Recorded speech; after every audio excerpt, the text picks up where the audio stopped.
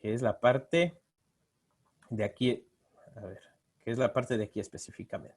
Pero después vemos que ingresa en nuestra función, excepción probable, número, y nos dice que el error está en la línea número 4. Nos dice que es un error de tipo.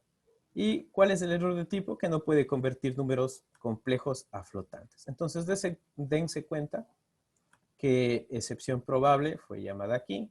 Obviamente desencadena el primer traceback que dice aquí está el error. Pero como a su vez, llama a esta función de acá, dice aquí es donde se origina precisamente.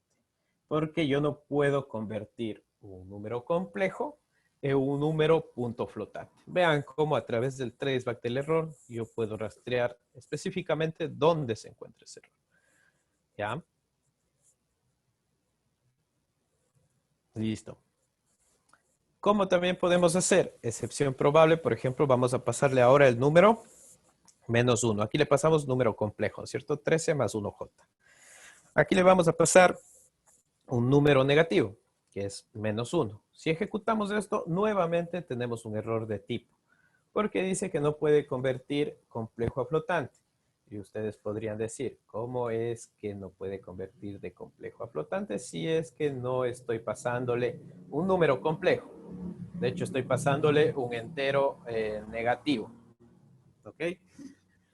Y el traceback, si ustedes se dan cuenta, ya no me dice aquí en la línea 4 como era el anterior, que dice que aquí me generaba el error, sino me genera en la línea 5, porque aquí estoy queriendo hacer la raíz cuadrada de un número negativo. Y sabemos que matemáticamente la raíz cuadrada de un número negativo nos da un número complejo. Entonces, por lo tanto, ahí desencadena el error. Miren lo bueno que es Python para detectarnos en dónde se está desencadenando el error. ¿Ok? Aquí está nuestro, intentamos hacer la raíz cuadrada de menos 1 y pues obviamente ahí vamos a tener este error que no puede convertir complejo a flotante. Perfecto. Vamos a ver otro error. Esto es otro error de tipo. Ahora le estoy pasando a excepción probable esta palabra reservada que es print, ¿cierto? Que es el método que nos permite a nosotros imprimir en pantalla. ¿Ok? Entonces, si decimos eso, si ejecutamos esto, dice que es otro tipo de error. El argumento de flotante debe ser un string o un número, no una función construida o método. ¿Ok? Miren cómo Python va detectando los errores según sea el caso. Es muy inteligente para estas cosas. Está muy bien diseñado el lenguaje.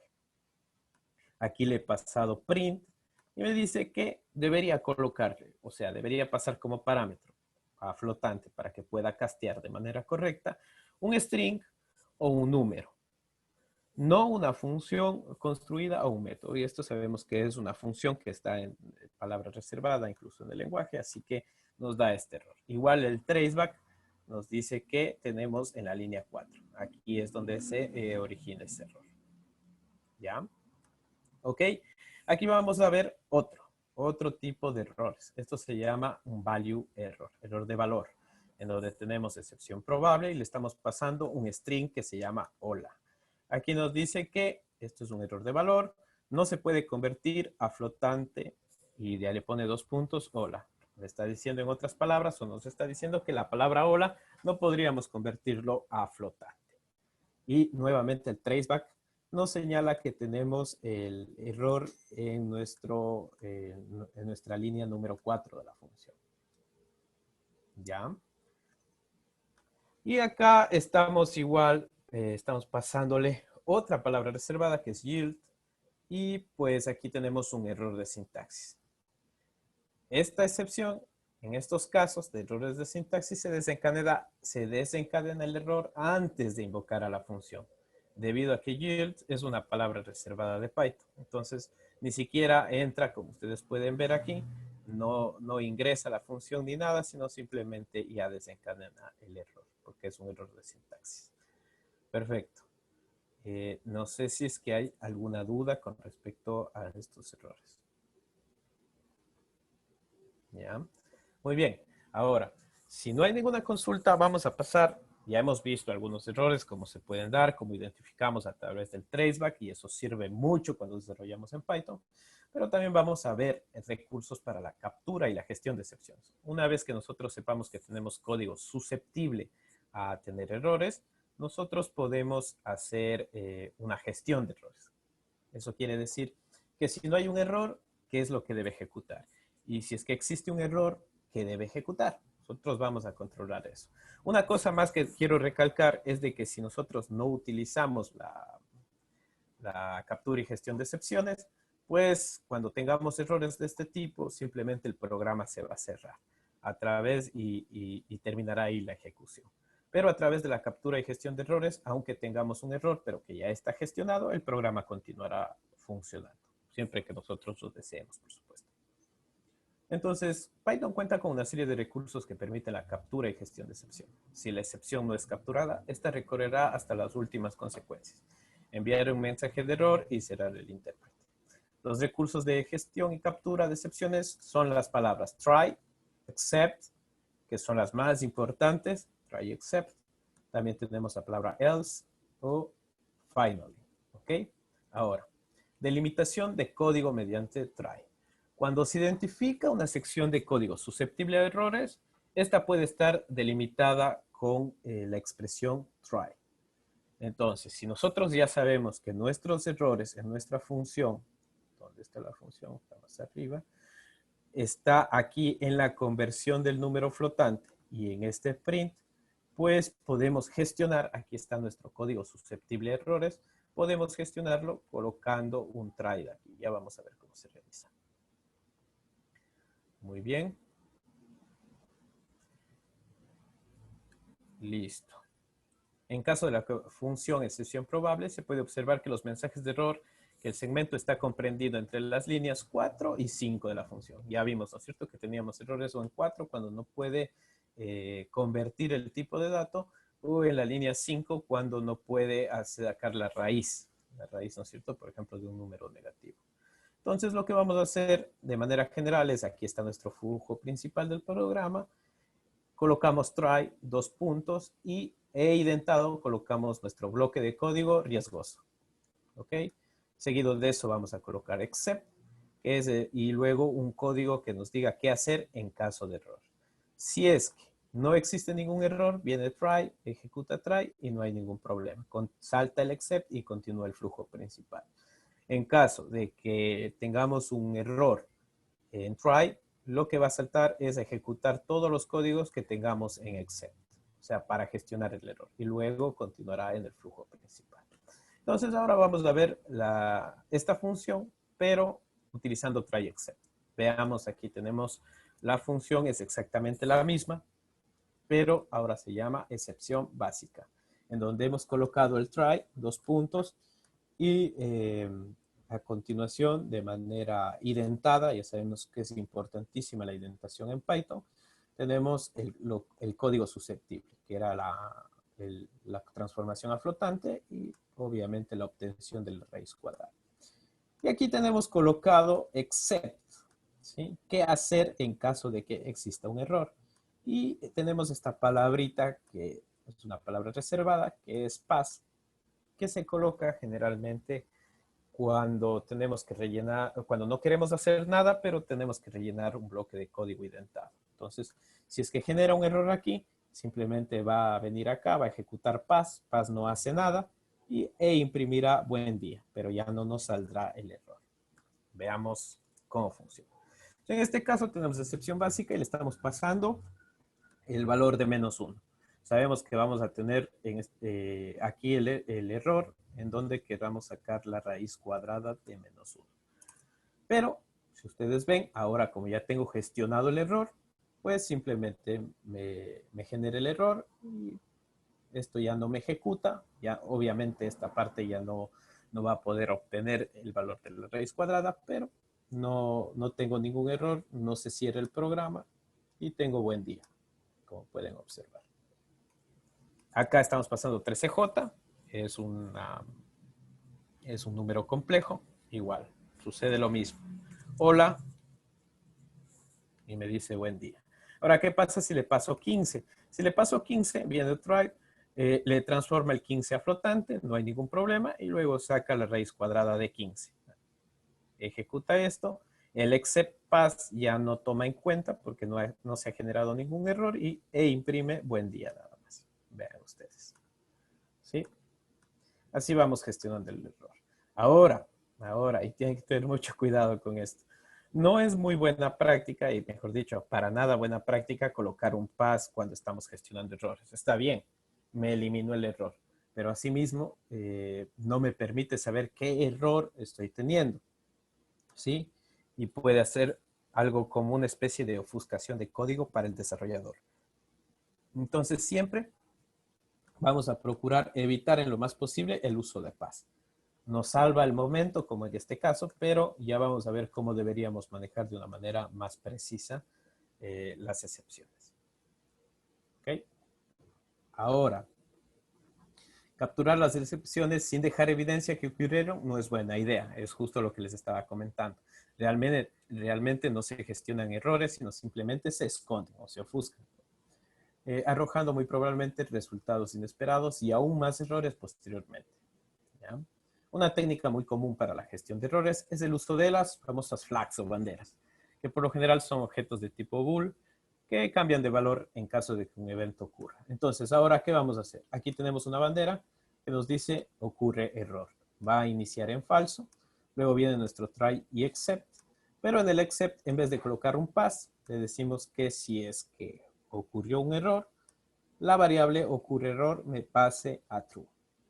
Y luego viene un if, esto ya no está dentro del try except, si ustedes ven la indentación, dice si ocurrió el error, o sea es true, efectivamente ocurrió, va a imprimir lástima. Caso contrario, va a imprimir buen día. Entonces, ejecutando esto, tenemos excepción simple, sabemos que es un número negativo, vamos a tener un error, me dice lástima. Excepción simple igual con 43J, número complejo, igual lástima. Excepción simple, pasamos sola, no puede convertir a flotante, lástima. Excepción simple, en este caso le estamos pasando el número 15. El número 15 no da ningún error y por lo tanto esta banderita que se transformaba en true va a mantenerse como false y cuando evalúe el if else va a venir al else y va a decir buen día, no ha ocurrido ningún error. Vean ustedes. Esto es una forma en la que se puede gestionar los errores. Ahora, ¿qué más tenemos? Podemos gestionar errores también por tipo. Si ustedes ven aquí cualquier tipo de error, sea tipo de error de nombre, error de tipo, etcétera, estamos gestionando de manera igual. No nos importa el error, pero muchas veces sería importante nosotros poder gestionar por el tipo de error. ¿Qué hacer si es que tengo un error específico? De todos los que pueden ustedes revisar en ese link que está adjunto a este cuaderno. La expresión except puede ser utilizada de forma tal que ejecute el código dependiendo del tipo de error. ¿Ya? Similar al if. Estamos trabajando con ifs, perdón. ¿Ya?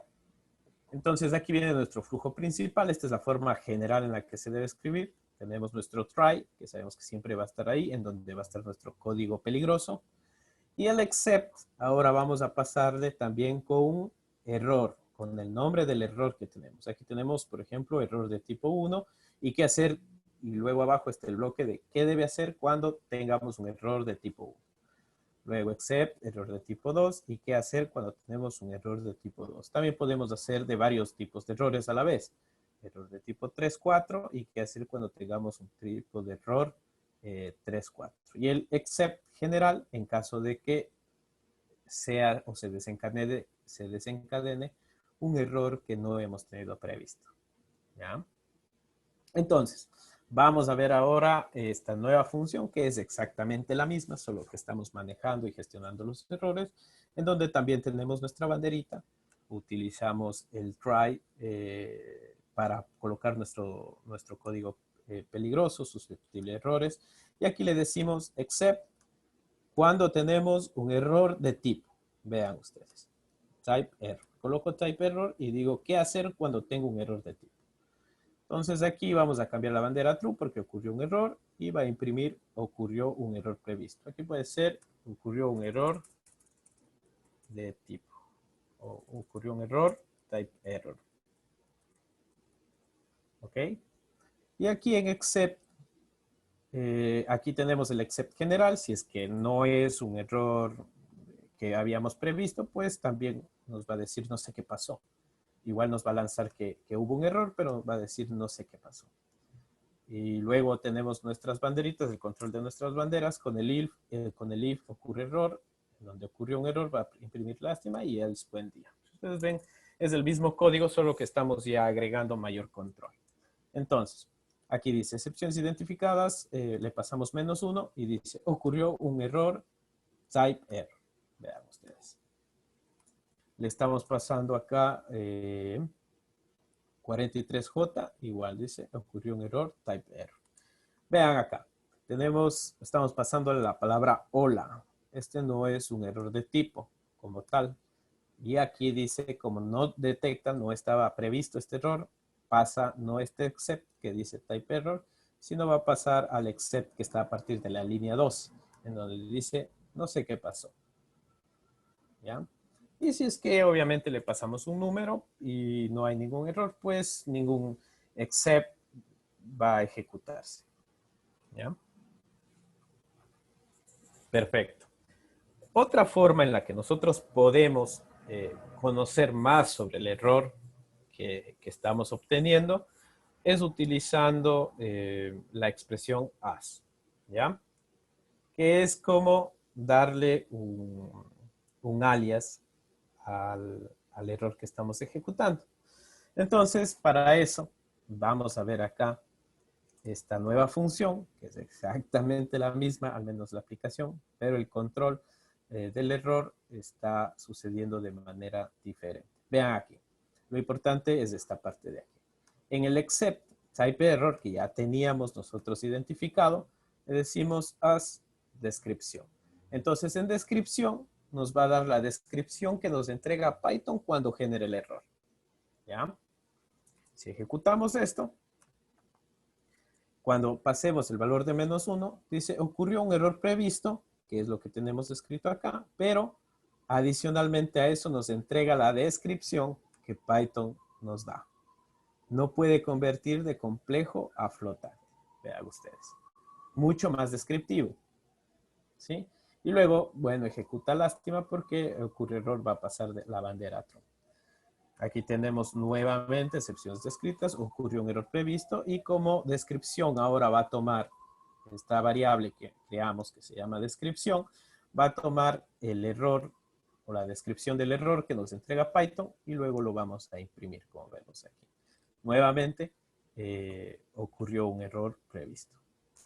Y aquí en excepciones descritas, si paso hola, pues no estamos utilizando este alias as descripción en este caso, podría ser aquí as descripción 1 y pasándole la descripción, por lo tanto aquí va a seguir funcionando igual.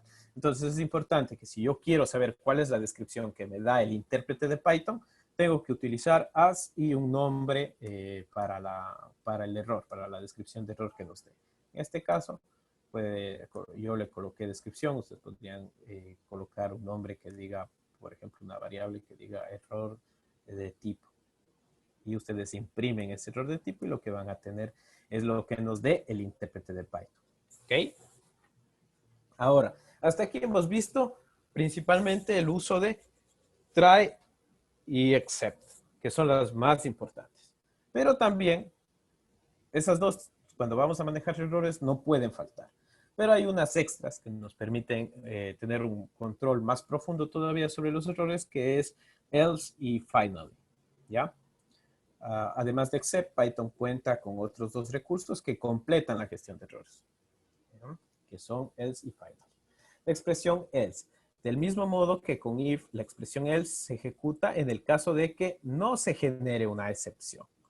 ¿Ya? Aquí, por ejemplo, tenemos try y nuestro bloque es susceptible a errores y tenemos los diferentes excepts. Podemos tener errores de tipo, nuestro except general y tenemos también un else. Entonces, si es que no se ha ejecutado ningún, o sea, no se ha realizado un error, no se ha desencadenado un error, sería una palabra más correcta, no se ha desencadenado un error, va a ejecutar try de manera correcta y luego va a ejecutar el bloque del else, ¿sí? Va a ejecutar lo que tengamos aquí en el bloque del else. Y luego va a seguir en el flujo principal del programa. Por otra parte, finally se utiliza porque en algunas veces es necesario hacer algunas operaciones independiente o no de que haya sucedido una excepción o no. Por ejemplo, cuando se cierra comunicación de sockets, siempre, o cuando se quiere cerrar archivos, se han abierto archivos y se tienen que cerrar con la función close, entonces siempre se deben cerrar esos archivos de manera formal, colocando punto close. Entonces, ahí puede utilizarse finally porque siempre se va a ejecutar independientemente de si hubo un error o no. Si hubo un error, muy bien, va a ejecutar todo lo que nosotros colocamos para el manejo de errores, pero en finally también se va a ejecutar. Si no hubo un error, va a ejecutarse normalmente, pero finally también se va a ejecutar. Entonces, eso se utiliza más cuando nosotros queremos cerrar, como digo, archivos o queremos cerrar una conexión de socket. Independientemente de si hubo un error o no, tenemos que cerrarlo formalmente. Haciendo por lo general es siempre el método close, punto close. ¿Ya? Entonces, ¿cómo esto se vería de manera general? Aquí tenemos nuestro try con el código susceptible y aquí tenemos nuestros diferentes excepts, ¿no es cierto? Identificados los tipos. Tenemos un except general, tenemos un else para el caso de que no se haya generado ningún error y finally para en cualquier momento, o sea, existe o no existe error, va a ejecutar estos bloques inscritos dentro de final, ya que está identado dentro de final. ¿Ya? Entonces aquí vamos a ver el código.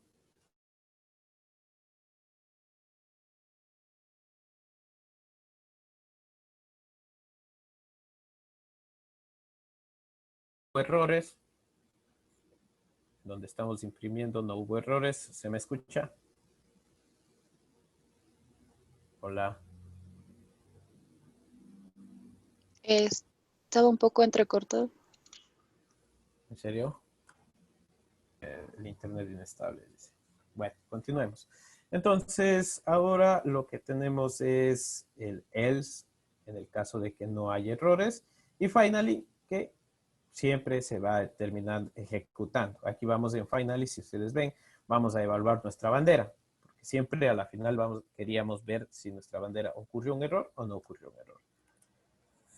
Entonces, para este caso, vamos a tener un error porque no puede, es un error de tipo, ok, le detectó aquí, esto es un error de tipo, y le dice que por favor me pase ese error, y que el valor que tenemos aquí me dice cómo sucedió ese error, vamos a tener lástima, si ustedes ven acá, porque finally siempre se ejecuta, ¿ya? En excepciones atrapadas, por otro lado, también tenemos un error de tipo que no se puede convertir de complejo a flotante, y pues también tendremos lástima. En excepciones atrapadas, si le pasamos sola, le dice que no puede convertir de string a flotante. E igual como tenemos el error, finally siempre evalúa y me va a decir lástima.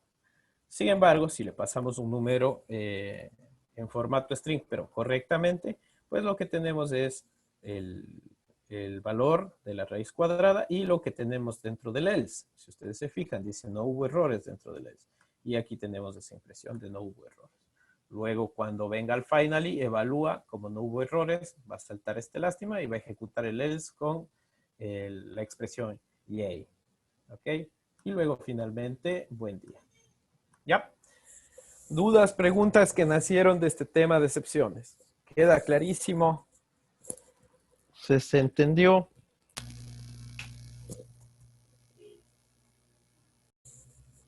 Ya, si es que vamos a entrar más en calor con el tema, vamos a ver cómo cargar datos, cómo leer datos, cómo guardar datos, ¿ok?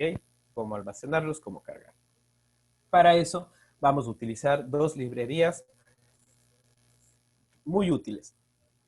Una se llama NumPy, ¿ya? Que siempre se recomienda importarla de esta manera, import NumPy as np, que es nuestro alias Y habíamos visto que con as le pasamos un alias. E import pandas as pd. NumPy es una librería para cálculo numérico. Está orientada específicamente para hacer cálculos de matrices y está optimizada para hacer estos cálculos de matrices de una manera muy rápida. ¿Okay? Mientras que Pandas, por otro lado, es una librería más para análisis de datos. Pandas está construida sobre NumPy, o sea, que utiliza por debajo NumPy para hacer los cálculos, pero Pandas es, digamos, de más alto nivel para analítica de datos. Se utiliza muchísimo en temas de analítica de datos, de inteligencia artificial. Se utiliza muchísimo, al menos si se va a trabajar con data estructurada. ¿Ok? Entonces, primero lo que vamos a hacer es importar estas dos librerías. La más importante es Pandas, puesto que NumPy igual trabaja por debajo de Pandas para hacer todo lo que son los cálculos a nivel matricial. ¿Ya? Entonces, Pandas representa una serie de funciones para leer datos tabulares como un objeto de tipo DataFrame. Nosotros sí hemos visto los tipos de objetos que tenemos en Python básico. Tenemos, por ejemplo, colecciones tipo string, tenemos listas, tenemos tuplas, tenemos diccionarios, ¿sí?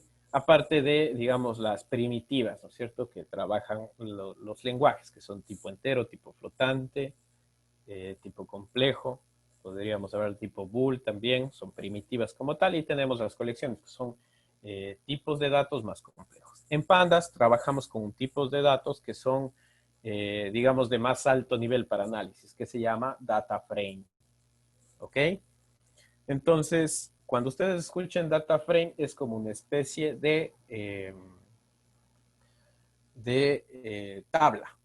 ¿Ok? Ya lo vamos a ver esto y les va a quedar muy claro cómo es que está realizando esto del data frame. Ahora vean, lo que vamos a hacer primero es leer un archivo CSV.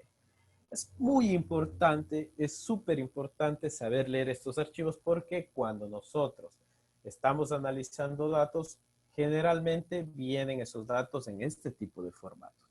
Además que al formato CSV le podemos decir el hermano de Excel. Las aplicaciones que nosotros veamos con CSV nos van a también servir para cuando queramos leer archivos en Excel. Así que mucha atención, porque cuando ya veamos Excel va a ser muy cortito porque solo cambian unas pequeñas cositas. CSV, vamos a verlo un poco más a profundidad porque a raíz de eso ustedes pueden trabajar con archivos .env. Listo. Entonces el archivo CSV es un archivo que viene todos sus datos separados por comas. Vamos a ver este ex1.csv cómo se encuentra. A ver, ahí está, vamos a ejemplos. Ex1 CSV. Vamos a ver. Miren cómo viene o en qué formato específicamente viene el archivo CSV. Así es como está. Es un texto plano, pero cada uno de sus elementos vienen separados por comas. Y a través de esas comas yo puedo definir cuáles son las columnas que estoy manejando. ¿Ya? Vamos a cerrar este tema de excepciones. Y al cargar el archivo lo que necesito es poner pd, que significa pandas, es el alias que le dimos, punto read CSV, que lea por favor el CSV. Y aquí dentro de esto le pasamos el archivo. Aquí está la sintaxis para leer el archivo en CSV, pd.readcsv, se escribe tal cual, y entre comillas colocamos la dirección del archivo. Si el archivo se encuentra en nuestra misma carpeta en donde está estamos ejecutando el software, simplemente deberíamos colocar el nombre del archivo. Si no, colocamos la dirección del archivo. Obviamente, si estamos cargando un CSV, tenemos que guardarlo en una variable. O sea, aquí le tengo en una variable que se llama archivo CSV. Carga ahí, carga este archivo. ¿Cuál es el archivo que cargo? Es este que tenemos aquí. Y si yo quiero imprimir esto, simplemente escribo archivo CSV en Jupyter Notebook y le doy un Shift Enter. Y vean esta tablita que se me formó. Automáticamente los valores que tenía aquí en la línea 1 me pasa a ser el encabezado de mis columnas. Vean, A, B, C, D y Message. Y luego los datos que tenemos acá, los datos que tenemos a partir de la línea 2 hasta la línea 4, pues son los datos como tal. es la data o la información que yo tengo. Entonces tenemos nuestros nombres de columnas y nuestros datos. Y ustedes van a decir, a la izquierda se generó algo que está con unos números, 0, 1, 2. Eso se conoce como los índices, ¿ok? Entonces esos son los índices de la primera fila de datos. El índice siempre va a ser 0, el de la segunda fila va a ser 1, el de la tercera 2. Recuerden que en programación siempre comenzamos con el primer número a partir desde el 0. Entonces a esto dato automáticamente cuando creamos un data frame, y esto es una estructura que siempre va a tener, van a encontrar ustedes índices aquí. Esto, y va a estar resaltado con una especie de negritas para que puedan diferenciar. Entonces lo que está resaltado en negritas es los números de índice en la parte izquierda y en la parte superior los nombres de columnas. Y todo el resto que no está en negritas ya son los datos como tal, con los que podemos trabajar. Aquí veamos si yo coloco type para pedirle cuál es el tipo de archivo el tipo de datos que yo tengo en mi variable archivos CSV, me dice que es pandas frame data frame. En otras palabras, es un pandas data frame. Como les decía, el data frame es estructura para analítica de datos que se utiliza de manera más común cuando utilizamos pandas y pues tiene esta forma de tabla. Nos permite a nosotros manipular los datos de una manera muy sencilla. ¿Qué más? También podríamos haber usado read table, especificando el delimitador. Miren que aquí estamos utilizando read CSV. Y ya, como dice, es un archivo separado por comas, pues automáticamente ya me los detecta y me los separa. Pero podríamos utilizar también read table. Miren, aquí tenemos pandas.readTable y estamos pasándole el mismo archivo, pero aquí le decimos sep. Con el separador definimos que van a ser comas. Y tenemos el mismo resultado. Ahora, ¿qué pasa si yo me equivoco y digo mi separador era un guión medio? Pues ahí, si ustedes se fijan, simplemente me ha creado el data frame, pero con una sola columna, en donde la columna tiene nombre A, B, C, D, message. Y los valores es 1, 2, 3, o sea, no me separó como tenemos en esta parte. Aquí tenemos una sola columna porque nunca encontró el separador. Entonces, todo eso lo puso como una sola. Hay que tener mucho cuidado con eso.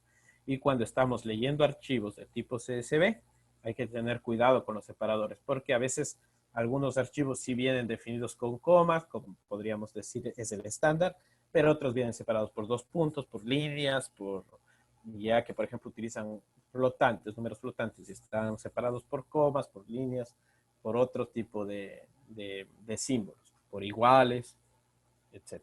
Entonces eso hay que estar muy, muy, muy pendientes. Ahora, para leer este archivo tiene un par de opciones. Puede permitir que pandas asignen nombres de columnas predeterminados o puede especificarlas usted mismo. Vean ustedes que ahora vamos a abrir el archivo ex2.csv. Vamos acá. Abrimos esto. Esta carga que estoy haciendo es manual, no tiene nada que ver con la ejecución. Aquí tenemos directamente solo datos, si ustedes se fijan. Aquí ya no tenemos la cabecera que decía 1, 2, 3, 4. Entonces, ¿qué quiere decir? Si yo ejecuto esto directamente, me tomará la línea 1, la que tenemos aquí, como mi cabecera o nombre de columna. Y si son datos, voy a tener un error. O sea, se me va a ejecutar todo normalmente, pero si es que estos son datos, obviamente estoy llamándolo de una manera equivocada. Y va a ser un error cuando queramos analizar. Entonces, lo primero que voy a hacer es eliminar esta parte y voy a llamarlo de manera tradicional, como hemos visto. Y miren lo que tenemos. Aquí, los valores de los datos que deberían estar en esta posición, en la posición 0, pasaron a ser los valores de mi cabecera, nombre de mis columnas. Y los datos precisamente pasan a ser ya desde el 5, 6, 7, 8 Word, 9, 10, 11, 12, full. Vea. Y esto, como digo, no es un error, pero obviamente está mal, porque sé que los datos tienen que comenzar desde 1, 2, 3, 4 y hello. Porque ese es, al no tener cabecera, esa es mi primera línea de datos. Entonces, para eso, en casos de que yo tenga esta opción, vamos a jugar con este parámetro que dice header, o sea, la cabecera, y le pasamos none. Esta palabra reservada, none, quiere decir nulo, vacío, o que me ignore la cabecera. Entonces, en ese caso, ejecutando esto, me dice, ya, si no hay cabecera, todos estos son datos. Entonces ahí sí me colocan los datos de manera normal. Y en las columnas, como no tiene nombres de columnas, simplemente desde el 0, 1, 2, 3 y 4. Los índices o las filas, podemos ver que no han cambiado absolutamente nada. ¿Ok? Ahora, ¿qué pasa si yo tengo estos casos, pero sí conozco o quiero darle nombres a las columnas? Pues ahí también puedo jugar con otro parámetro que se llama names. Ven hasta aquí, pandas read CSV. Estoy llamando al mismo archivo exactamente, pero le estoy colocando names igual a, y le paso una lista de nombres. La lista tiene que ser del mismo tamaño a la cantidad de columnas que estén aquí. Entonces, columna 1, columna 2, columna 3, columna 4 y message. Y automáticamente va a detectarme y va a decir, ok, la cabecera, vamos a tomarlo, los valores que estén dentro de la lista, definirla en names. ¿Ya? Y los datos, pues van a ser los datos que leo del archivo. ¿Dudas, preguntas hasta aquí? ¿No? Okay. Grandes, por ejemplo, archivos de gigas de datos, es bastante largo la carga en memoria que hace. Demora bastante la carga en memoria y eso lo digo por experiencia. Entonces, a veces es muy probable que nosotros queramos simplemente tomar unos pedazos de eso para que no demore tanto y para nosotros poder ir desarrollando el software para que ya una vez esté completamente probado y ya mandarle todos los datos. Es por un tema de eficiencia de tiempos, porque si todo el tiempo voy a trabajar con archivos exageradamente grandes, voy a demorar y voy a perder mucho tiempo cargando solo los datos para comenzar a hacer las revisiones o los cálculos que tengo que hacer sobre esos datos. Entonces, aquí tenemos un archivo CSV que se llama ex6.csv, lo estamos llamando. Está en la carpeta examples, que está subida al GitHub. Y aquí vamos a ver el resultado. Miren el tamaño de este CSV. Es de 1000 filas por 5 columnas. Realmente es un tamaño súper pequeño. Y si algún dato tiene 10.000 filas, perdón, por 5 columnas, tenemos 50.000 datos ahí, es súper pequeño. Esto generalmente se trabaja directamente, pero supongamos que es muy grande, que se ha demorado mucho tiempo en la carga y todo lo demás. Entonces, lo preferible que se desea hacer ahí, sí, que se desea extraer solo un pedazo, utilizamos un parámetro que dice n rows, el número de filas. Y yo le defino, le estoy diciendo, por favor, lea el CSV x6.csv, que ya sabemos que tiene 10.000 filas por 5 columnas, y le digo, solo extráigame 5, nada más. Y me va a extraer las primeras 5 columnas. Entonces esto muchísimo más rápido, claro que como es un archivo pequeño, realmente no se nota la diferencia de tiempo casi, pero es muchísimo más rápida la carga.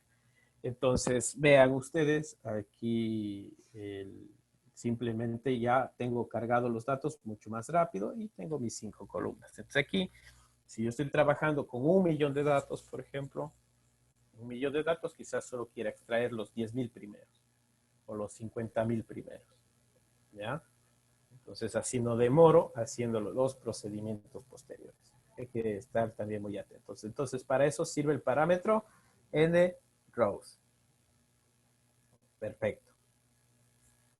Ahora, los datos se pueden exportar a un formato delimitado. Consideremos uno de los archivos CSV que hemos leído. Aquí está el ejemplo 5 CSV. Vamos a abrirle para ver cómo está. Vemos el ejemplo 5. Miren, aquí tenemos something, ABCD, message y los datos. Esta es la cabecera. Aquí en este caso sí tenemos cabecera. Y los datos tenemos acá. ¿Ya? Entonces, cuando leamos este archivo, si leemos este archivo, vemos que nuestra cabecera pasa a ser something, ABCD, message. Y los datos 1, 2, 3, 1, 5. Ojo con esto. Y aquí quiero que noten algo. Aquí tenemos unos valores que dice NaN. Significa not at number. ¿Ok? Eso quiere decir que aquí tenemos datos vacíos o no existentes. Sería como el equivalente al null. ¿Ok? En Python no se maneja el null, se maneja el non, pero cuando estamos trabajando con pandas, si encuentra valores de tipo null o vacíos, es que simplemente aquí lo va a colocar como NaN. ¿Ya? Eso quiero que tomen en cuenta también. Con el método toCSV del data frame podemos escribir los datos en un archivo separado por comas. Vean lo fácil que es. Supongamos que yo ya tengo mis datos, he hecho los análisis y he generado un data frame ya con los resultados que espero. Entonces tengo que guardar los datos, pues obviamente. Lo que hago es paso el nombre de mi data frame. Miren que data es el nombre que tenemos el data frame. Aquí vamos a ponerle type data para que vean. Type data, pandas, data frame. Entonces aquí tenemos mi data frame punto toCSV. Esto se escribe tal cual. Miren, aquí está la sintaxis. La sintaxis es data frame. Cuando está entre mayor que y menor que, quiere decir cambiar por el nombre del data frame. Punto toCSV, como no está entre mayor que y menor que, eso se escribe tal cual. Paréntesis, comillas, pueden ser simples o dobles. Y entre mayor que y menor que, dirección donde guardar. Aquí colocamos la dirección. Si es que lo colocamos solo el nombre del archivo, va a guardar en la misma carpeta donde estemos ejecutando. ¿Ya? Entonces, al guardar data toCSV resultados CSV, de hecho, debió haberse creado resultados CSV. Miren que dice incluso aquí, la modificación, la última vez que se modificó, hace unos segundos y tiene un tamaño de 88 bytes. Podemos ver aquí. Y tenemos los datos guardados. ¿Sí ven? Súper sencilla la forma en la que uno puede guardar. Esta es una forma de visualizarlo a través de la lectura del archivo de texto, digamos más tradicional en Python. Simplemente está colocado aquí para que vean cómo también se puede visualizar, pero no es necesario estrictamente. Para eso abrimos directamente resultados CSV para que puedan ver. ¿Ok? Se puede usar otros delimitadores, lo que les había comentado. Ahora, ojo con esto. Escribiendo sys.stdout para que imprime el resultado del texto en consola. Aquí estamos importando sys, que es para importar las librerías del sistema. Y aquí, cuando le mando a toCSV, si ustedes ven en donde debería ir el nombre del archivo, yo lo que le estoy colocando es sys.stdout. Esto me ayuda a mí para no me va a guardar el archivo, sino me va a permitir visualizar directamente cuál sería la salida del archivo.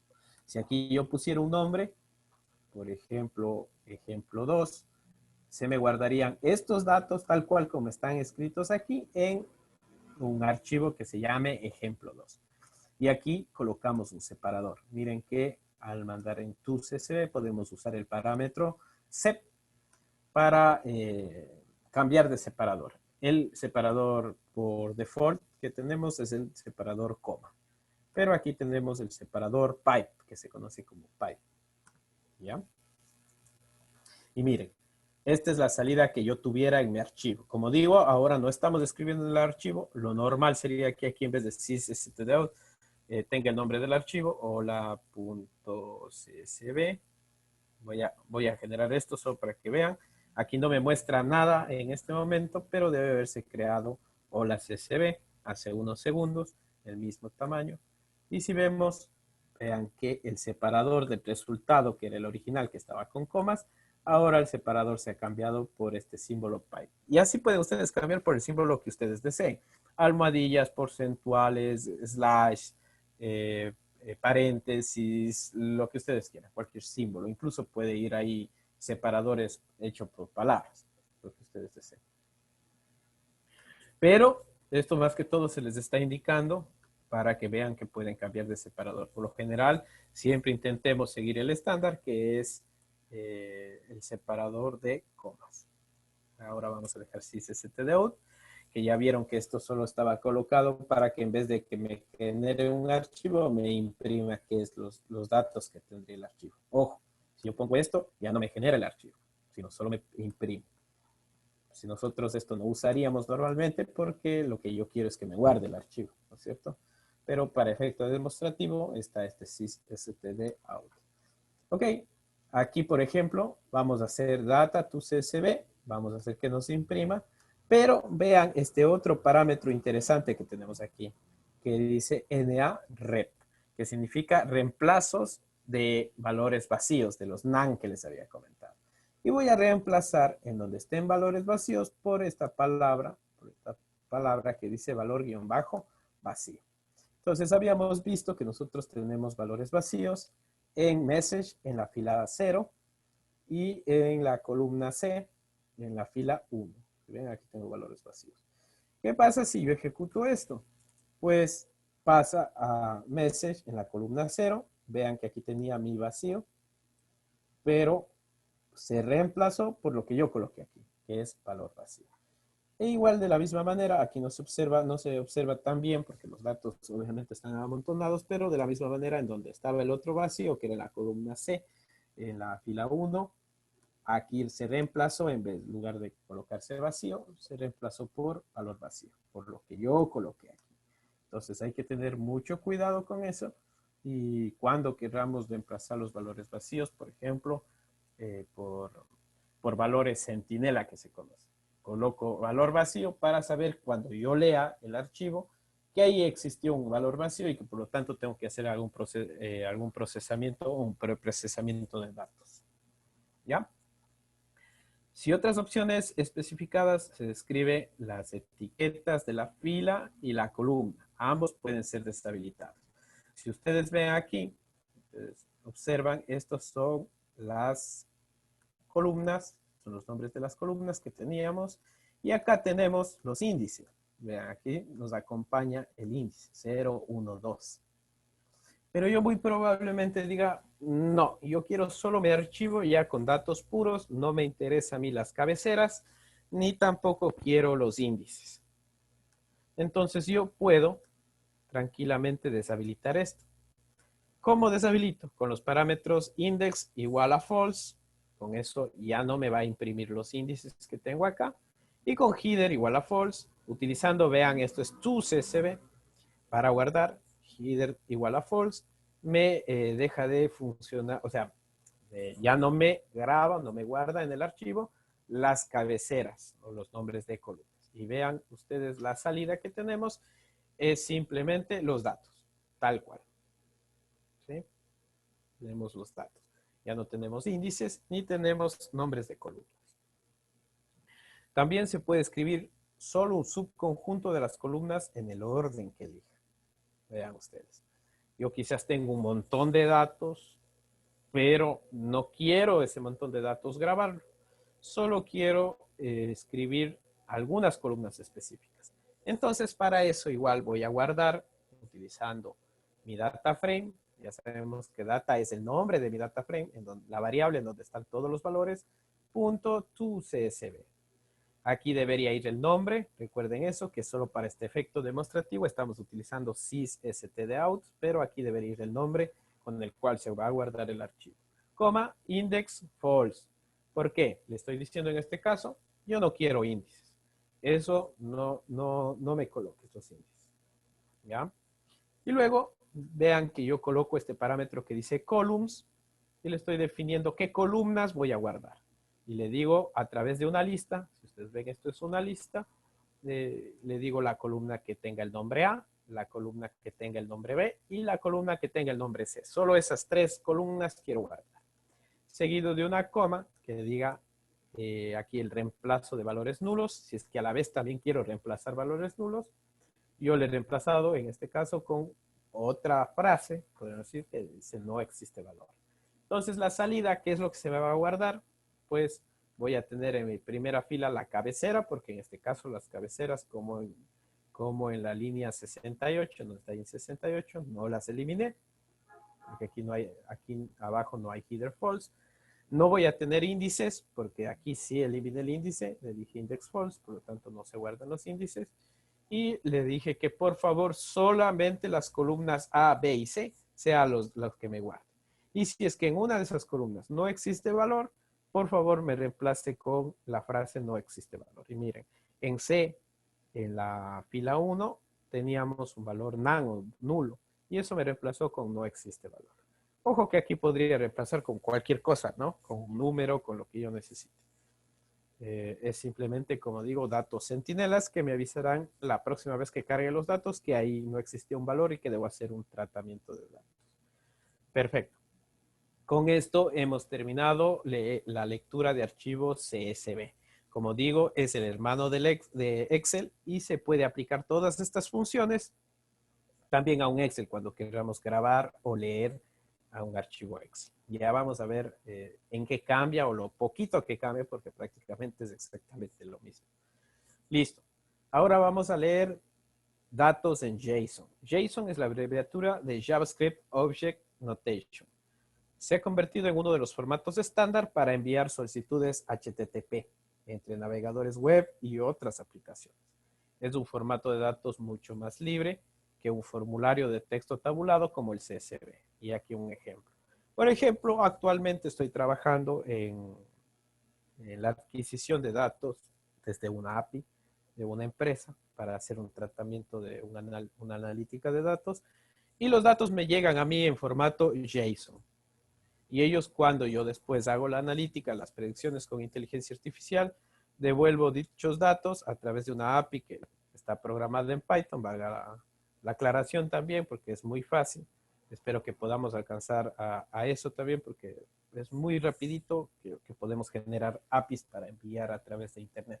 Entonces, tengo esa API que a su vez responde los datos, todas las predicciones de datos que están hechos después de haber hecho el cálculo, el trabajo en la computadora, pues responde también en otro formato de JSON. Entonces, este JSON, este formato, sí se ha convertido en formato estándar. Por eso es importante saberlo manipular.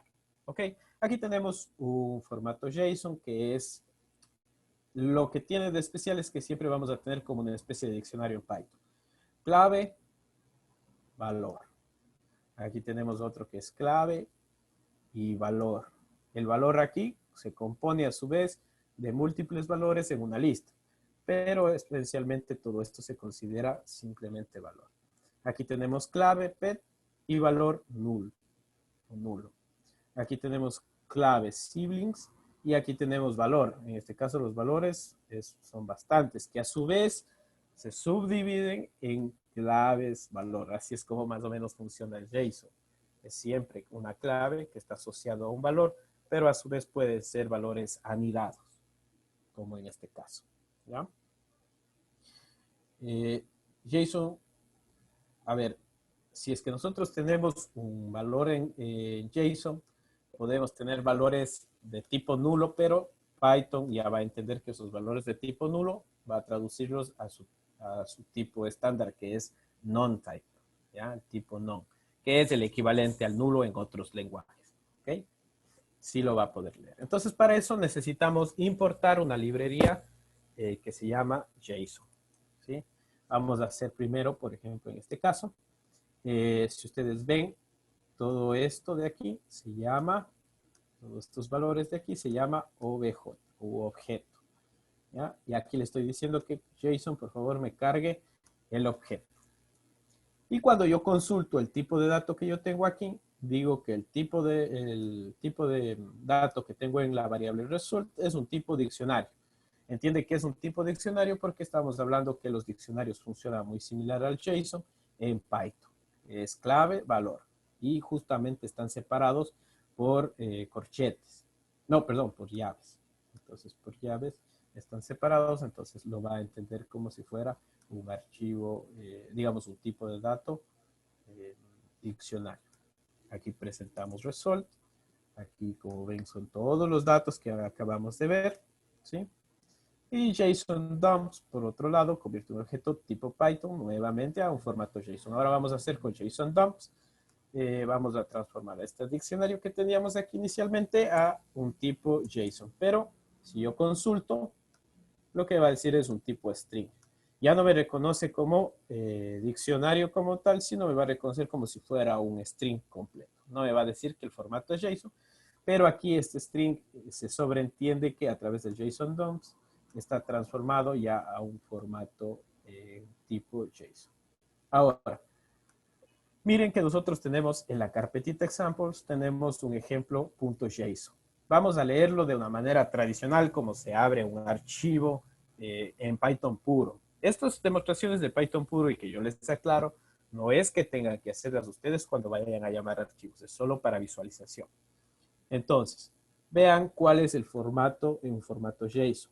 Se abre primero un corchete, luego viene una llave y luego vienen los pares clave, valor, clave, valor, clave, valor. ¿Sí? Se cierra la llave, coma, y nuevamente se abre la siguiente llave. Nos da clave, valor, clave, valor. Así es como viene un formato en JSON normal o tradicional. Ahora, ¿cómo podemos hacer esta lectura de JSON rápido? Pues súper simple en Python. Simplemente pd, llamamos a pandas, sabemos que este es el alias que le colocamos a pandas, pd.read JSON. Así como poníamos read ccb, ahora lo que vamos a poner es read JSON. Y le vamos a colocar la dirección en donde se encuentra nuestro archivo JSON. Y ese archivo lo vamos a guardar en una variable que pueden ustedes darle cualquier nombre. Yo aquí le puse data. Guardamos esto y miren, automáticamente data tiene ya nuestro en formato data frame, ha cargado los datos, descubrió o digamos ya colocó todos los que son las claves, los colocó como columnas y sus valores asociados como los valores como tal. El índice se creó automáticamente. Vean que los nombres de las claves se transformaron en los nombres de las columnas cuando estamos utilizando archivos de tipo JSON. ¿Ya?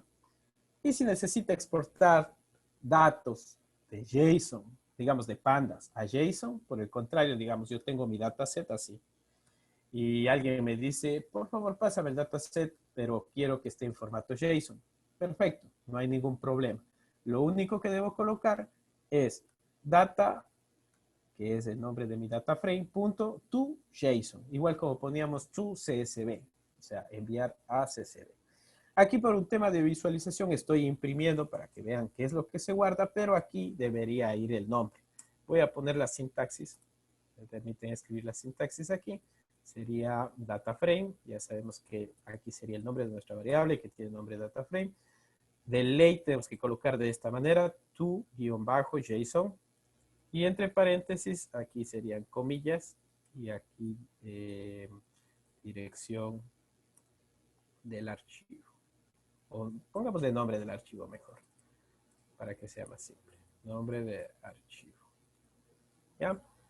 Entonces aquí lo guardo directamente de esta manera, con esta sintaxis.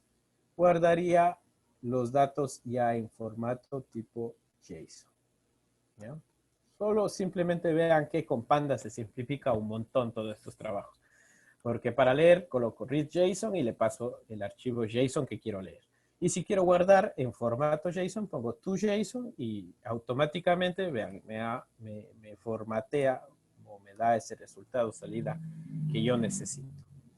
Otra forma también que podemos hacer es buscar la orientación o cambiar la orientación. Entonces aquí utilizamos Orient Records, en donde si ustedes ven aquí era normalmente teníamos el valor de A con sus respectivos, con su respectivo valor. Esta es la clave, clave A, con el valor que tenemos aquí. Que a su vez de este valor era clave, valor, internamente. Estaba como anidado, si se puede decir de esa manera. ¿Ya? Pero si yo le cambio la orientación, vean cómo tengo. Aquí tengo específicamente pares clave valor. Clave A, valor 1. Clave B, valor 2. Clave C, valor 3. Coma. Sigue el JSON. Clave A, valor 4. Clave B, valor 5, etcétera, etcétera, etcétera. Entonces, podemos cambiar la orientación. Valga algo que también les voy a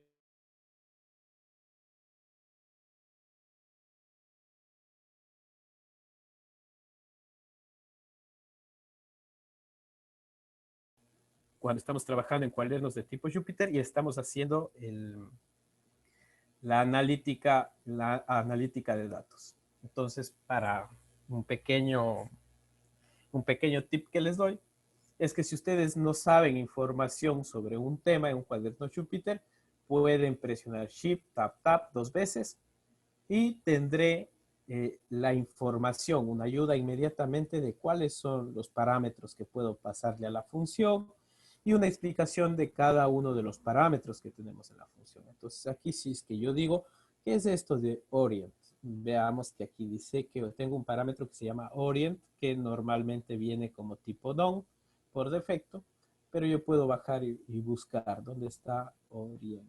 Vamos para acá, tipo de formato, doble precisión. Aquí está, orient. Es un string, nos dice, es un tipo string, que nos dice qué formato, indica qué formato está esperando en el JSON, ¿sí? Y los valores permitidos pueden ser tipo split, records, index y table. Esto ya es una cuestión de la persona averiguar cada uno de los diferentes parámetros que se pueden ir colocando. En este caso utilizamos records. Entonces vemos que Orient tiene 4 opciones para utilizarse. ¿Ok? Una de ellas es records.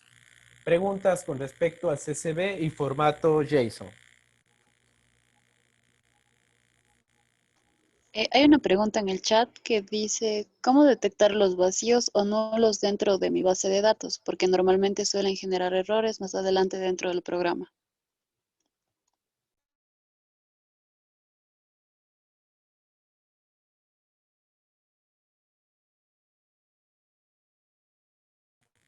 ¿Aló?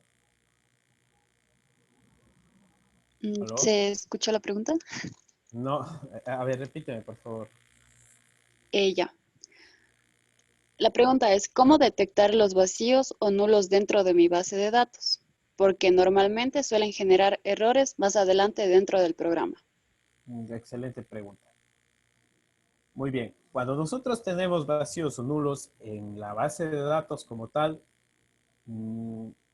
podríamos hacer el análisis directamente. Llamamos a la base de datos, como en este caso, y luego pasamos a detectar la base, los valores de los nulos en mi base de datos. Entonces, por ejemplo, hay funciones que, por ejemplo, aquí tenemos funciones aquí en Pandas nos permite saber en este caso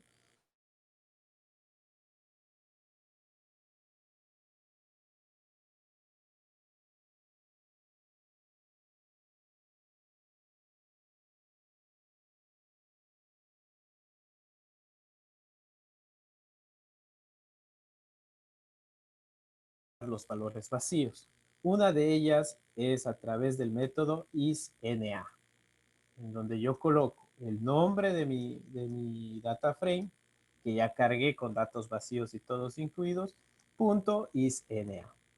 Y ahí me va a dar como resultado de esto, me va a decir todos los valores en donde yo tenga datos específicamente, voy a tener valores false, ¿sí? Porque no están vacíos. Pero en los lugares que yo tenga datos de tipo nulo, me van a dar valores true. Así puedo ir detectando. Veamos si es que me permite hacer esta operación. Miren, esto es otra forma que ustedes pueden aplicar. Pueden colocar data ICNA. Con ICNA estamos detectando dónde tengo valores nulos o verdaderos. Y luego con el método sum, yo le digo, me va a sumar todos los valores true que son equivalentes a 1. Por lo tanto, me dice, en la columna something tengo 0 datos nulos. En la columna A tengo 0 datos nulos. En la columna B tengo 0. En C tengo un dato nulo. En la columna D tengo 0 datos nulos y en message tengo un dato nulo. Y obviamente, si ustedes se verifican, puedes verificar visualmente, en C tengo un dato nulo y en message también tengo otro dato nulo. Entonces, así nosotros podemos ir detectando cuántos datos nulos tenemos en mi dataset. ¿Ok? Listo. Si es que hay alguna otra pregunta, igual me la hacen saber. Pasar con datos en formato binario. ¿Ok? Hasta ahora hemos estado viendo datos en formato tipo texto. Por eso es que yo podía abrir directamente, como ustedes ven aquí, y me salía en texto plano la información. Pero ahora vamos a ver en formato binario. Entonces, para eso tenemos import numpy np. Vamos a seguir trabajando con numpy y vamos a seguir trabajando con pandas. ¿Ya? Entonces, para esto vamos a utilizar, vamos a cargar unos datos de un archivo CSV, que es el x1.csv. Ya lo hemos venido trabajando. Si ustedes ven aquí ahora, el nombre de mis datos va a ser frame, ¿ya? Y lo que le voy a decir es que me guarde estos datos a través de to en un formato que se llama pickle, ¿ya? Que es un formato estándar para escritura de datos binarios. Lo chévere de esto es de que les permite hacer una comprensión de datos, o sea, hacerlo más pequeño, como si fuera un zip. Entonces, la compresión ustedes pueden definirla como inferencia, gzip, BZ2, que son formatos de Unix, por ejemplo, en formato zip, que es el más conocido, formato XZ, que son formatos de compresión, o simplemente non, que significa no me comprima los datos. Entonces, si yo tengo datos muy grandes, una buena cantidad de datos, puedo comprimirles sin perder información, por supuesto, a través de esta función que se llama toPickle, ¿ya? Y para eso simplemente lo que tengo que hacer es coger mi data frame, vamos a ponerle aquí la sintaxis, nombre de data frame,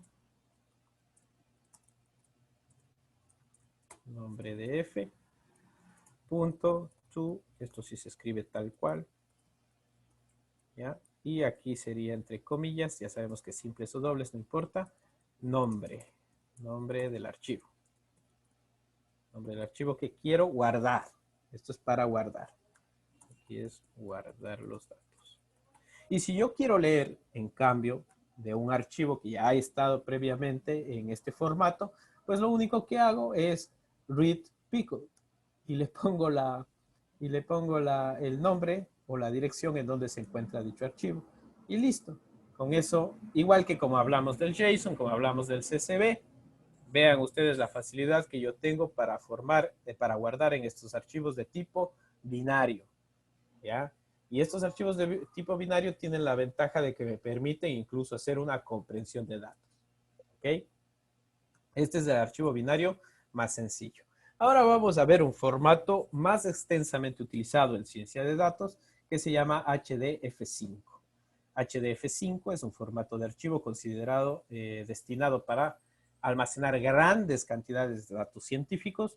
Está disponible como una biblioteca de C y tiene interfaces disponibles en muchos lenguajes. Y aquí vamos a ver porque hay mucha gente que también trabaja en múltiples lenguajes, ¿no es cierto? Por ejemplo, tiene para Java, para la gente que guste Java, Julia o Julia, como quieran llamarle, MATLAB, Python, entre otros. Vean que los que a mí más me llama la atención, en la universidad utilizábamos muchísimo MATLAB para hacer análisis. Entonces, yo podría tranquilamente, yo qué sé, trabajo en Python, mi analítica de datos, lo guardo en este formato HDF5, que es para grandes volúmenes de datos, y yo podría pasarle tranquilamente a mi compañero ese archivo y él podría trabajar en MATLAB. Igual él podría trabajar los datos en MATLAB y también me podría mandar el HDF5. Tiene esa ventaja de que podemos nosotros trabajar el mismo tipo de datos en formato binario, pero con diferentes lenguajes de programación. Esa es la gran ventaja que tiene HDF5. ¿Ya? Si bien es posible acceder directamente a los archivos HDF5 utilizando bibliotecas PyTables o H5PY, Pandas proporciona una interfaz de alto nivel que simplifica el almacenamiento de objetos, series y data frames. La clase HDF Store funciona como un diccionario y maneja los detalles a bajo nivel. O sea, a bajo nivel no nos preocupamos, eso maneja automáticamente las funciones de pandas. Entonces, aquí, ¿qué es lo que estamos haciendo? Estamos generando un frame o un data frame, aquí esto es solo un nombre, pero en realidad el tipo de dato es data frame, por eso ven aquí pd.dataframe, en donde le estamos colocando una columna con el nombre A y le estamos generando 100 datos randómicos, ¿ya? Vean que estamos generando de la librería random 100 datos que sean randómicos en función a la distribución normal. Este n de aquí significa normal, es una distribución normal. ¿Ya? La campana de Gauss que también conocemos. Entonces aquí me ha generado 100 datos random por una columna. Y luego, ¿qué es lo que hago? Voy a crear una variable, en este caso le voy a llamar store. Esto pueden poner, ya sabemos que los nombres de variables es a gusto del desarrollador, pueden poner lo que ustedes deseen.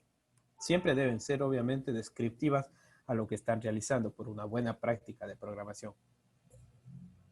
Pero el nombre pueden poner lo que ustedes deseen. Igual a pandas HDF store. Habíamos visto que este store es el que me va a permitir a mí manejar este formato HDF. ¿Ya? Y aquí simplemente coloco el nombre, mydata.h5. ¿Ya? Esta es la extensión que vamos a colocarle para que no tengamos confusiones luego de saber qué tipo de archivo es. Siempre es bueno colocarle extensiones. Ojo, ojo también valga esta aclaración. Cuando yo voy a guardar, tanto sea CSV, JSON, HDF, formato pickle, coloquémosle siempre extensión explícitamente. Porque si yo le dejo mydata sin extensión, Python no me va a guardar, no me va a almacenar, ni me va a escribir el nombre del archivo con extensión. Entonces nosotros necesariamente siempre vamos a ponerle la extensión. Si estoy guardando un CSV, le pongo el nombre del archivo .csv, tal cual.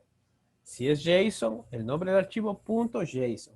Porque si no, si le dejo solo nombre, me va a guardar obviamente en formato JSON, CSV, H5, lo que yo quiera, pero me va a dejar solo el nombrecito.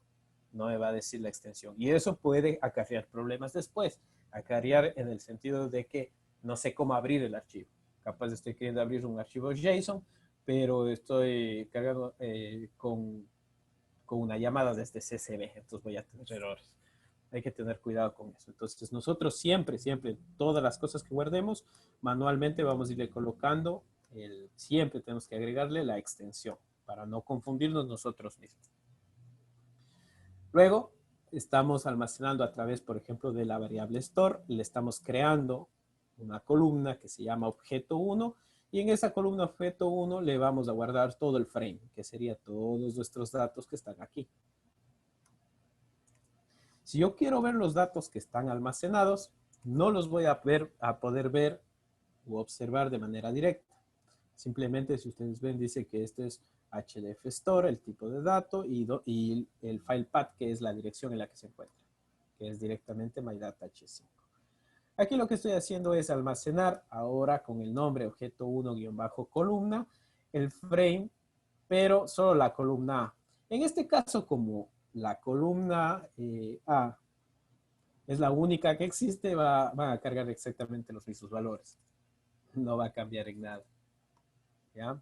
Pero vamos a ver la diferencia. Ahora sí lo que quiero es observar el archivo. Quiero ver qué datos tiene. Si le llevábamos directamente así, como el nombre de la variable, pues lo que teníamos era estos datos de aquí, pero no me presentaba ningún valor. Pero si le llamamos store, el nombre de la variable, y entre corchetes colocamos el nombre del objeto que guardamos, en este caso si vengo aquí guardamos objeto 1, aquí sí se me presenta. Y se me presenta específicamente el data frame completo. Vean ustedes. ¿Ya? Ahora, si yo quiero ver cómo guardé en el que solo estaba solo esta columnita A, que se presenta, va a presentarse a nivel de datos, son exactamente los mismos, si ustedes pueden ver, 0.72 menos 0.08, porque la columna era única en este caso. Pero la presentación es diferente, porque aquí estamos trabajando simplemente con la columna tal cual, en un formato de serie. Y este es todo nuestro data frame completo en formato de columna. Digamos en formato de tabla. Por eso aquí tenemos así más bonito, en formato de tabla. Y aquí tenemos como los datos más a tipo texto. ¿Ya? Quizás se vería más claro si tuviéramos dos columnas aquí, A y B, con dos tipos de datos distintos. y lo llamamos el 1 al data frame completo, en donde se vería la columna A y B, todo completo. Y aquí simplemente veríamos lo mismo, solo la columna A, porque esa es la que guardamos en ese lugar. Hay que recordar, y esto es importante, que en este caso del store utilizamos close para cerrar el buffer que tenemos abierto en nuestro archivo. Listo. Entonces esto es HDF5, que es muy utilizado cuando tenemos muchísimas cantidades de datos. Es como una especie de estándar, podríamos decir, y por eso es que tiene soporte para diferentes lenguajes, incluyendo MATLAB, que ya digo, en la universidad al menos, lo utilizaba bastante para temas de investigación. Listo. Aquí tenemos, vamos a ver cómo leer archivos de Excel. Y va a ver que es súper, súper, súper sencillo. Hay una forma de leerlo a través de una instancia que se llama Excel File, ¿ya? En donde yo directamente leo esta variable que es, la estoy guardando como XLSX, todo estaba escrito. Y simplemente aquí lo que me da es que esto es un pandas Excel File, si ustedes se dan cuenta. Pero más factible es que yo pueda llamar a las hojas dentro de los Excel. La diferencia que tiene un CSV con un Excel es de que el CSV es como una sola hoja. Los datos están directamente ahí. Pero el Excel nosotros sabemos que trabajamos con los famosos sheets, con las diferentes hojas. En una hoja pueden estar los datos de la persona, en la otra hoja pueden estar los nombres de la persona, etc. Sí me hago entender en ese aspecto. Esa es la diferencia. El CSV tenemos todos los datos ahí mismo. En una sola hoja tenemos todo. En cambio, en Excel tenemos diferentes hojas. Lo importante y lo que hay que tomar en cuenta con esto del Excel es de que nosotros tenemos que llamar conforme el nombre de las hojas se encuentra. Si nosotros no ponemos nada en Read Excel, solo dejamos así, nos va a llamar a la hoja número 1 que se encuentra. No le va a importar el nombre. Pero si yo quiero llamar además hojas a otras hojas que tienen otros nombres, pues necesariamente vamos a separarlo con una coma y el nombre de la hoja, como tenemos aquí. ¿Ok? Aquí, por ejemplo, tengo otro, en donde estoy leyendo un Excel, en donde le estoy pasando el nombre, la dirección del archivo, y le digo que me lea la hoja de datos 2. Voy a ver si es que puedo abrir el archivo Excel. ¿Cómo se llama? X3. X3.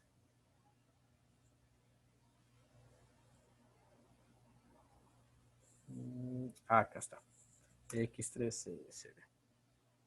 Vean ustedes, aquí tengo hoja de datos 1 con esta información. Y tengo hoja de datos 2 con esta información. Entonces, si yo quiero llamar a este archivo, X3, que es un archivo Excel, pero quiero la información de la hoja de datos 2, tengo que escribir exactamente como esté aquí. Hoja de datos 2. Escribo ese archivo, leo el archivo y vean, tengo la información específica de A, B y C. Además del índice, aquí se ha guardado el índice y por eso es que tengo un named o no nombrado, donde tengo los ceros y unos que serían los valores de índice que se guardaron. Pero los datos A y B, C son efectivamente los que tengo en esa hoja de datos 2. Si es que yo no pongo hoja de datos 2, miren que lee. Me lee automáticamente la primera hoja que encuentre, que en este caso es la que tenemos aquí. ¿Sí ven? A, B, C, D y message. ¿Ok? Entonces, la diferencia que tenemos principalmente entre el CSV con respecto a la hoja de cálculo de Excel es las hojas que tienen aquí, que puede dividirse el archivo en múltiples hojas a la vez. En cambio, el CSV es directo. Ese es el pequeño cambio. Después, todos los procedimientos son exactamente lo mismo. Aquí estamos leyendo nuevamente un Excel en la hoja 1. ¿sí? Y para escribir los datos en Pandas en formato Excel, primero se debe crear un Excel Writer, pero luego escribir el método to Excel. Lo importante es que nos quedemos que tenemos que, la sintaxis tiene que ser de la siguiente manera. La sintaxis va a ser nombre del data frame, punto, esto sí lo escribimos exactamente, to Excel. ¿Ya? Y aquí sería, entre comillas, nombre del archivo que queremos guardar.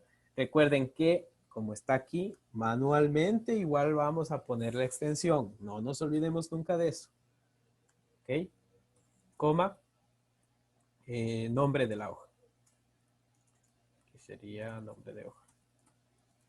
Si es que queremos guardar con hojas con diferentes nombres. Si no, simplemente podrían poner el nombre del archivo y se les va a guardar en la primera hoja. Muy sencillo. Entonces, de esta manera, acabamos de ver cómo extraer datos de Excel y cómo guardar datos en Excel. Todo lo que vimos de su hermano, que es de CSV, ¿se acuerdan que habíamos visto cómo no poner la cabecera, cómo eliminar los índices, cómo eliminar los nombres de columnas, cómo asignar nuevos nombres a las columnas? Todo eso se aplica también en este archivo tipo Excel. Así que no hay ningún inconveniente en usar esas mismas funciones. ¿Ok? Dudas, preguntas, formatos binarios. Vamos a interactuar con Web APIs. ¿Ok? Las APIs son conocidas como interfaces de programación de aplicaciones. ¿Ok? Entonces, muchos sitios web tienen APIs para que los desarrolladores puedan extraer información directamente. Y estos datos se proporcionan a través de un JSON. Eso es el estándar, justo lo que estábamos comentando. ¿Sí? Hay muchas formas de acceder a APIs desde Python, pero un método más fácil es el paquete de solicitudes o el request. Entonces, para encontrar los últimos problemas de GitHub, vamos a utilizar como ejemplo GitHub, que tiene una API específica para poder extraer información directamente.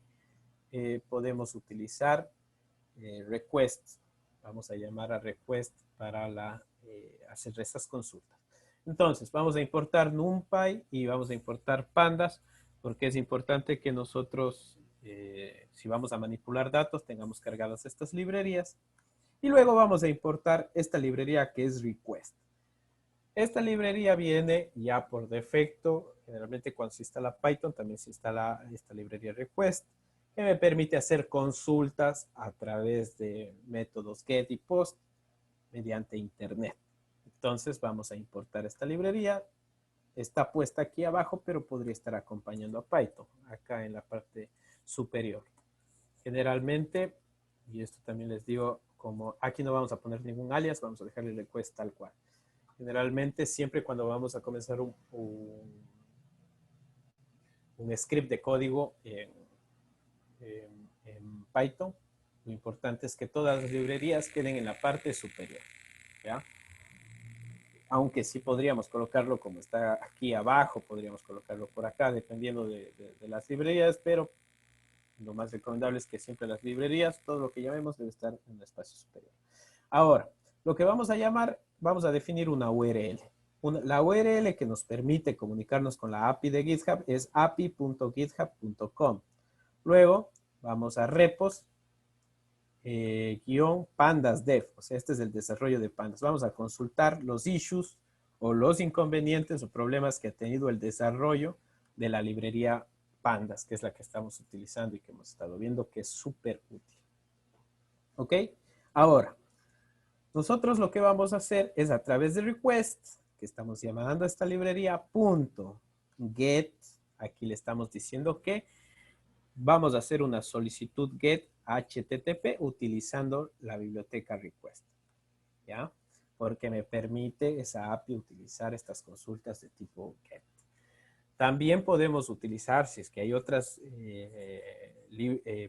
páginas en donde me permitirían hacer consultas de tipo post, que son las más famosas. Pero en este caso, GitHub simplemente con get me permite extraer datos de la URL. Entonces yo le digo por favor, solicite información a esta URL que yo le definí anteriormente con el nombre de variable URL.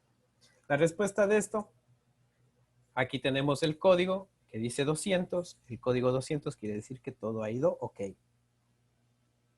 Se han visto, por ejemplo, estas respuestas que dice la famosa 404, not found, cuando quieren acceder a una página que no se encuentra en un servidor. Entonces, esa es la respuesta que da el servidor. La 404, que es súper famosa, es la que no encontró esa página en el servidor. La respuesta 200, que no vemos, es la que normalmente cuando nosotros navegamos por internet, nuestros navegadores están recibiendo. Que 200 quiere decir que todo está ok, que se hizo la conexión y que envió los datos normalmente. ¿Ya? Hay algunos otros también códigos. El método JSON de objeto response devolverá un diccionario que contiene un JSON, ojo, un JSON analizando en objetos nativos de Python. Vean que aquí a la respuesta que yo obtengo, RESP, que solo aquí dice respuesta 200, internamente tiene un formato JSON. Para extraer ese formato JSON lo que voy a colocar es resp.json. Y esto lo voy a guardar en una nueva variable que se llame data. Si yo imprimo data, miren lo que yo tengo aquí. Tengo la información de los issues que tiene PandasDev, ¿sí? En formato JSON. Por eso decía que era importante aprender cómo es el formato JSON, porque este formato es el que se utiliza para la extracción de datos de APIs, de información de APIs. Entonces, miren toda esta información que tenemos. Pero trabajar datos así, imposible. Al menos yo le veo esto y digo, ¿y ahora qué hago con esta información? Vean que, por ejemplo, yo puedo extraer información solo como consulta, data en la posición 0, o sea, el JSON en la posición 0. Por favor, deme el título del último problema que ha tenido. Y aquí dice referencia, duplicado, intervalo index, compat code. No sé qué problema será, pero ese es el último issue que tiene hasta el día de hoy, porque es lo que obtuvo los datos en este momento. Es el último issue que tuvo hasta el día de hoy, el desarrollo de Pandas. Ya lo vamos a verificar. Cada elemento de los datos es un diccionario que contiene todos los datos encontrados en la página de problemas de GitHub, excepto los comentarios. Se puede pasar los datos directamente a un data frame y extraer campos de interés. Vean ustedes. Aquí tenemos pd.dataframe. Aquí le estamos pasando data. Ya sabemos que data es toda esta información, pero que está súper fea para analizar porque está como amontonada y no se entiende correctamente. Y le digo que por favor de data extraiga las columnas que se refieren al número del issue, al título, labels que se han colocado y al estado. ¿Listo? Entonces ahora problemas contiene mi data frame como tal. Si yo veo problemas, vean qué es lo que tengo. El issue 36.000 o el problema que he encontrado, número 36.372, es lo que estábamos viendo, el de duplicate interval index, que está en estado abierto, es decir, que aún no se soluciona ese problema.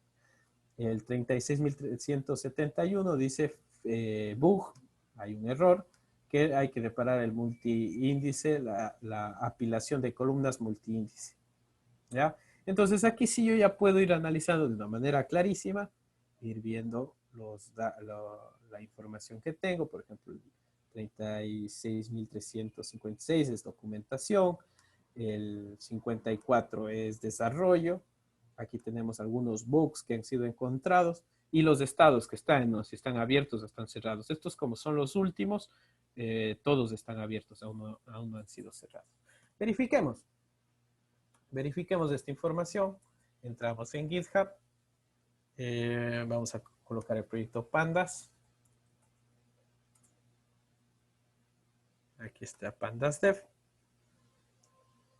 y vamos a los issues. Aquí están algunos issues, aquí está por ejemplo bug, multi-index name, se pierde durante el pivote, ¿es en qué posición la vimos? Vamos a ver, aquí está, habíamos visto en la posición 1. Este de ref de duplicate, no sé dónde se encuentra, ¿no? Pero toda la información acá que tenemos, get indexer, todo esto tiene que estar en la extracción. Todo esto, get indexer, toda la información, la última, la más reciente, es la que debemos tener aquí específicamente porque extrajimos toda la información de GitHub como tal, en tiempo real. Por eso es que son súper recientes. Preguntas con respecto a interactuar con web APIs. Al menos la extracción de datos sí me interesaría que haya quedado claro. Se hace un request dependiendo a través de esta librería que se llama request y tiene que ir directamente, ¿no es cierto?, a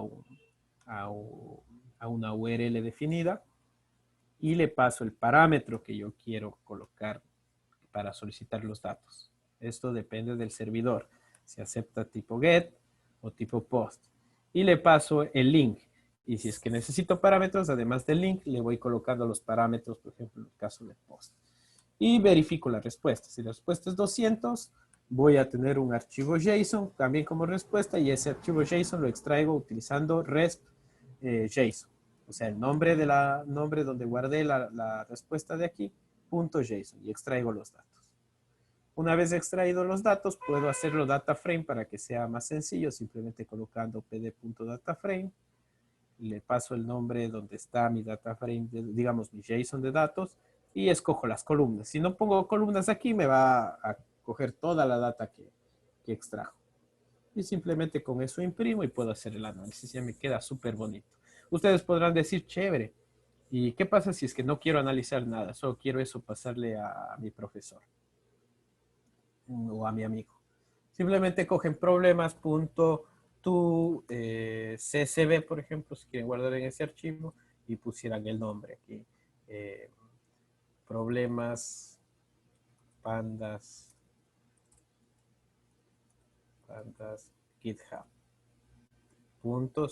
Sabemos que eso siempre tenemos que hacer. Guardan esto y vamos a ver, ya se nos debe haber creado. Problemas pandas GitHub hace unos segundos y ven que tiene 11.7 kilobytes de tamaño.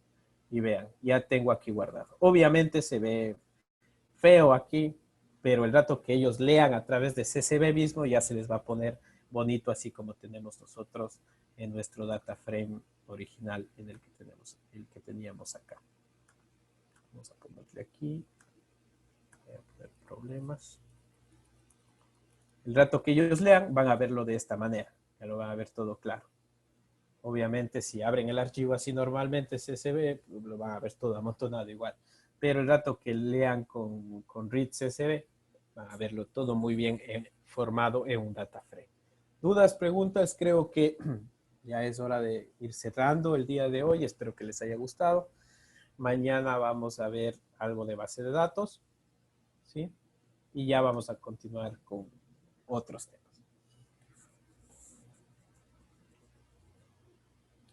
Acceder a la API de Google desde Python. ¿Cómo acceder al API de Google?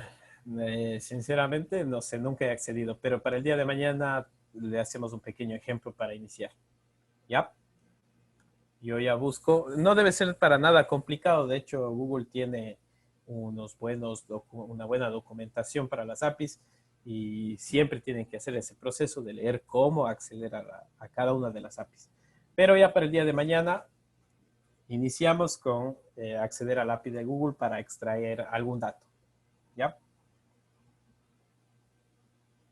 Entonces, a todos los asistentes y a usted, ingeniero, por darnos conocimiento. Muchísimas gracias. Ánimo.